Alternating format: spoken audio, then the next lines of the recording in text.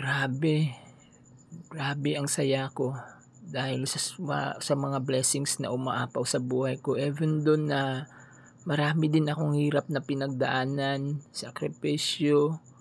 Pero 'wag niyo talagang kalimutan na gumawa ng mabuti at mangarap, lalong-lalo na sa inyong pamilya. Katulad nito, kumikita pa ako, nakakatulong pa ako sa mga kapamilya ko, sa mga kapatid ko.